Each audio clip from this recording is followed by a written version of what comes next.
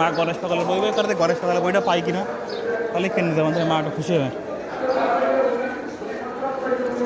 গুরুদার ঠাকুর এই জায়গায় বসতো, এই ঘর ঢাকা থাকে বা কিছু মানে করতে বড় করে দিয়েছে আর কি, ঠিক আছে। হ্যাঁ গুরুদার ঠাকুর এখানে বসতো আর কি।